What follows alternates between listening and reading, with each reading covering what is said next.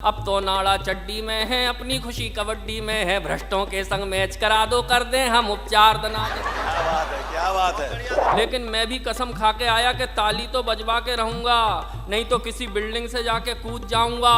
Public में से एक उठा, बोला साथ चल, धक्का में लगा। पापा बोले मैं भी इसी दौर से गुजर चुका, मेरी माँ तो रही नहीं, तेरी माँ संभाल। उस आदमी का दिमाग खराब, उसने इनको 50,000 दिए, बोले मेरे बाप तुमने इसके कान में कहा क्या? ये बोले कुछ नहीं, सिर्फ इतना ही कहा, कवि हूँ, कविता सुना। एक दिन एक कबाड़ी आया, डैडी ने हमको तुलवाया, फोकट में भी ना ले पाया, ऐसे हम भंगार तना। माँ सरस्वती को प्रणाम करता हूँ, आप सभी को बहुत बहुत प्रणाम करता हूँ। हास्य का कवि हूँ, भोपाल से आया हूँ, प्रयास करूँगा आपके चेहरों पर मुस्कान लाने की। बस थोड़े मस्ती के साथ मुझे सुनिएगा, अगर आप मस्ती के साथ मुझे सुनेंगे तो मेरे अंदर भी ऊर्जा का संचार होगा। आइए शुरू करता हूँ। माँ ने कहा बेटा मेरा जोरू का गुलाम बना, बीबी बोली लगता है मुझे माँ का लाल। माँ ने कहा बेटा मेरा जोरू का गुलाम बना, बीबी बोली लगता है मुझे माँ का लाल तू। पापा बोले मैं भी इसी दौर से गुजर चुका, मेरी माँ तो रही नहीं, तेरी माँ संभाल। अच्छी शुरुआत। तो जब थे हम कुंवारे तब भी आदमी थे फालतू। अरे जब थे हम कुंवारे तब भी आदमी थे फालतू, आजकल भी हो गए हैं शादीशुदा पालतू। जब थे हम कुंवारे तब भी आदमी थे फालतू, आजकल भी हो गए हैं शादीशुदा पालतू। जब से कभी हुए हमें देख सभी कहने लगे आलतू जलालतू और आई वाला कोटाल। बहुत अच्छा सुनते हैं आप, सच में। कवि का दर्द रख रहे हैं आप सामने, कवि होना क्या होता है ये बता रहे हैं। एक नेता ने खाने में मांगा अचार, हमने दिया एक बार, उसने मांगा दूसरी बार, तीसरी बार, चौथी बार, और जब मांगा 5वीं बार तो हमने कहा सरकार ये अचार है, भ्रष्टाचार में। प्रणाम करते हैं। क्या बात कह दी, वाह। सच में बड़े समझदार श्रोता हैं। मैं तो जब मुंबई आया, एयरपोर्ट पे जैसे ही उतरा तो एक सज्जन मिल गए, बोले कहाँ से आए? मैंने कहा भोपाल से आया हूँ। बोले याद रखना मुंबई के लोग बड़े समझदार हैं। मैंने कहा अच्छी बात है। जैसे ही होटल में आया तो वहाँ के रिसेप्शन पे वो लड़का बैठा था, उसने कहा कहाँ से आए? मैंने कहा भोपाल से। बोले याद रखना मुंबई के लोग बड़े समझदार हैं। मैंने कहा अच्छी बात है। यहाँ जैसे ही आया तो आदरणीय प्रिंस ग्रोवर जी बोले दीपक भाई तुम भोपाल से आए हो, याद रखना मुंबई के लोग बड़े समझदार। मेरा दिमाग खराब, मैंने कहा भैया आप तो ये बताओ कि मुंबई के सब लोग समझदार हैं या एक आध बेवकूफ़ भी पाया जाता है? ये बोले नहीं, ज़रूरत पड़ने पर भोपाल से बुलाया। क्या बात है, क्या बात है। ये हास्य कवियों की स्थिति हो जाती है, भगवान कसम।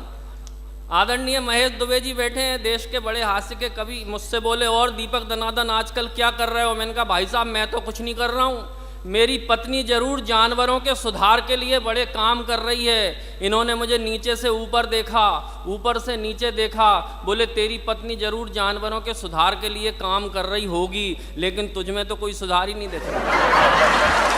ये स्थितियाँ हो जाती है। लेकिन प्रणाम करता हूँ आपको, वाकई में आप लोग बहुत अच्छा सुन रहे हैं। लोग मुझे दनादन कहते हैं जी, क्योंकि मेरे साथ घटनाएं दनादन होती हैं।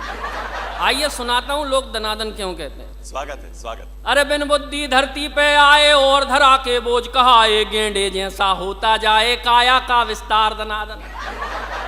बिन बुद्धि धरती पे आए और धरा के बोझ कहाए, गेंडे जैसा होता जाए काया का विस्तार दनादन। शिक्षा की नहीं बिल्कुल इच्छा, लेकिन बारंबार परीक्षा देते थे और 0 नंबर पाते थे हर बार दनादन। तो कक्षा में टीचर जी सूते, घर में पापा मारे जूते। अरे कक्षा में टीचर जी सूते, घर में पापा मारे जूते, बड़े निठल्ले सांड हो गए खाते खाते मार दनादन। एक दिन एक कबाड़ी आया, डैडी ने हमको तुलवाया, फोकट में भी ना ले पाया, ऐसे हम भंगार दनादन। तो बिजनेस भी बर्बाद कर दिया, आती जाती कन्याओं की छोटी छोटी मुस्कानों पर देते रहे उधार दनादन।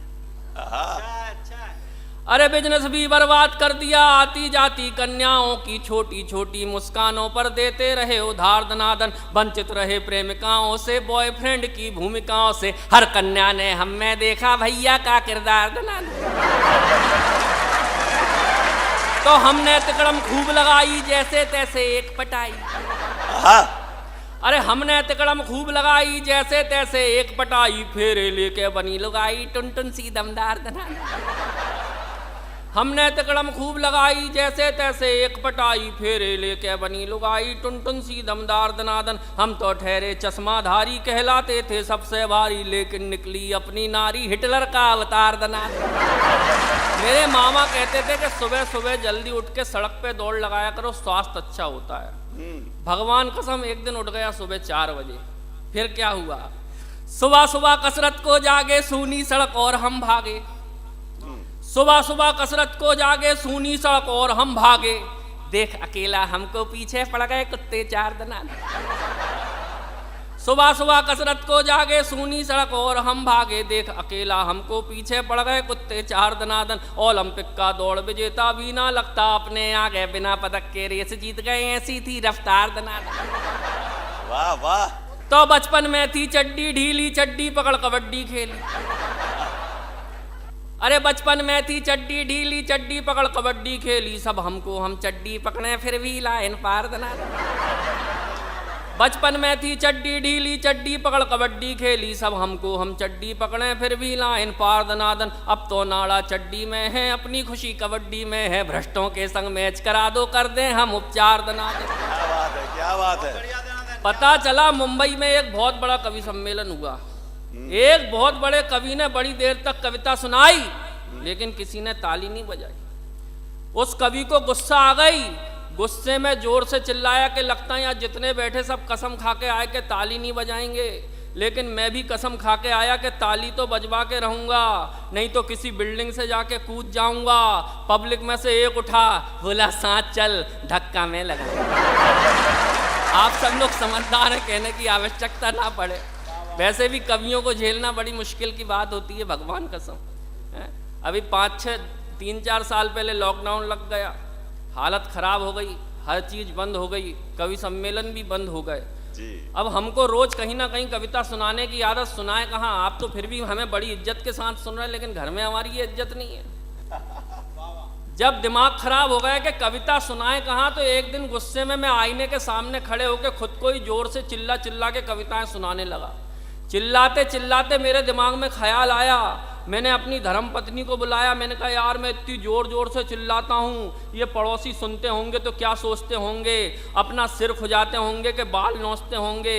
मेरी पत्नी ने जो जवाब दिया, अगर मज़ेदार लगे तो जितने लोग बैठे अपनी ताली और ठहाकों से बताना कि मुझे सुनना चाहते हो। मैंने कहा यार मैं इतनी जोर जोर से चिल्लाता हूँ, ये पड़ोसी सुनते होंगे तो क्या सोचते होंगे, अपना सिर खुजाते होंगे कि बाल नोचते होंगे। मेरी पत्नी बोली चिंता मत करो, ना कोई कुछ सोचता है ना कोई कुछ कहता है, क्योंकि सबको पता कि अपने पड़ोस में एक पागल रहता है। ये कवियों की हालत है, भगवान कसम। इसलिए आप भी पूरी मस्ती के साथ कवि सम्मेलन को सुनो, क्योंकि किसी ने कहा है कि जिसकी मस्ती जिंदा है उसकी हस्ती जिंदा है। क्या बात है, क्या बात है। जिसकी मस्ती जिंदा है उसकी हस्ती जिंदा है। वरना 4-5 लोग मुझे देखने में ऐसे लग रहा है यार ये जबरदस्ती।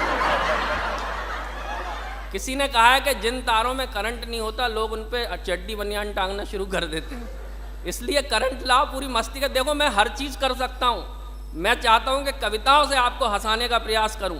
कवियों की वैसे ही हालत, महेश दुबे जी बैठे, इतने बड़े देश के कवि, अभी भोपाल आए थे, भोपाल उत्सव मेला लगा हुआ है, बहुत बड़ा कवि सम्मेलन होता है वहाँ हर साल भोपाल उत्सव मेले में आए।